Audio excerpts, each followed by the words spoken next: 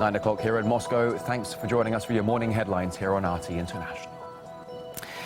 Slovakia's Prime Minister has pinpointed the main threat to the future of the EU and has now sent a desperate call to his colleagues.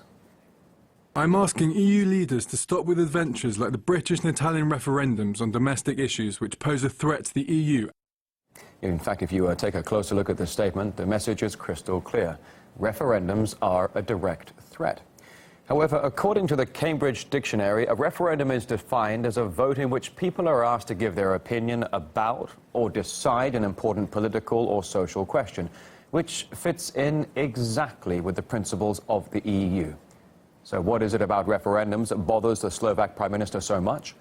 Let's rewind to the reaction of European leaders to some of 2016's key events.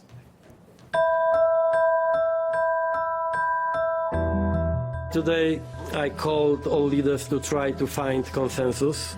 If this doesn't happen, it will mean the end of the negotiations with all the possible consequences, including the worst-case scenario, where all of us will lose.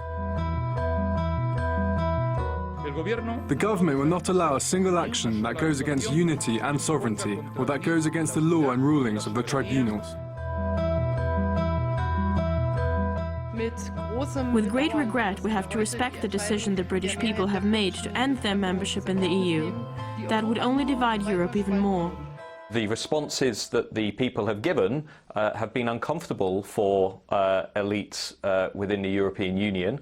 As a consequence, they are now calling for those referendums to be stopped. The European Union itself is suffering from a lack of legitimacy at the grassroots among ordinary voters. The EU is now feeling this challenge in a very real sense. Of course, we've got these big elections coming up where we will likely see these calls for further referendums and further popular uprisings increase.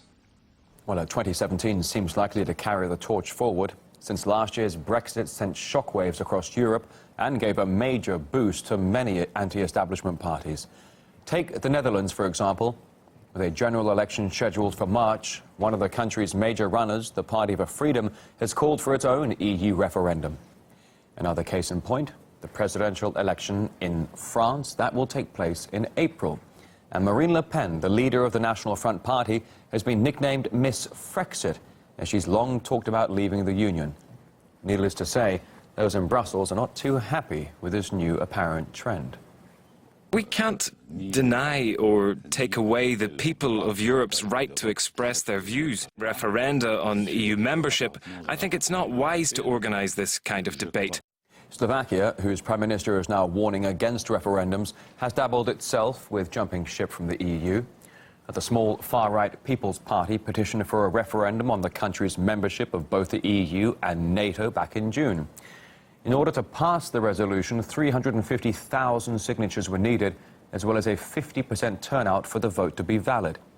However, the idea was quickly scrapped by the Slovak authorities, who said the country gains so much from the Union there could be no talk of leaving. And ironic as it may sound, it was a referendum that led to the country joining the EU in 2004. And Robert Oulds, from the chair of the Bruges Group think tank, he believes EU leaders are a bit too isolated from the will of their people.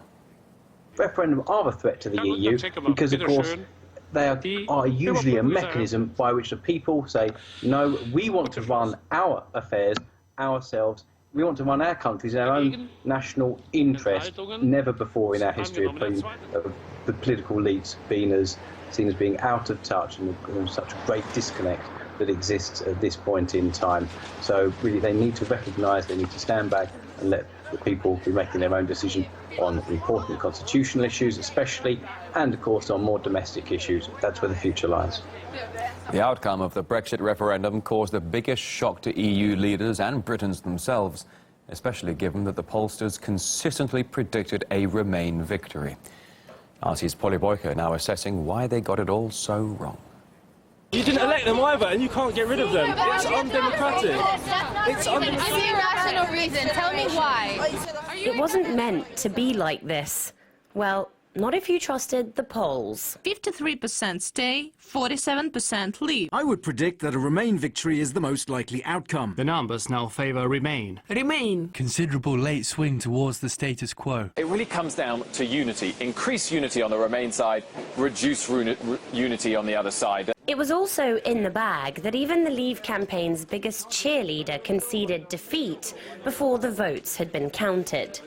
My sense of this is that the government's registration scheme, getting 2 million voters on and the 48-hour extension, may be what tips the balance. I hope I'm wrong. He was. 4-point lead for leaving the EU. So how could the polls have got it so spectacularly wrong? Some of the attempts that the pollsters made to wait and filter their data to try to estimate who was going to vote, try to make sure they did have a representative sample, probably pushed them slightly further away from what the result was than pushing them closer to it. That was one of many excuses. For the Leave camp, the answer was simpler.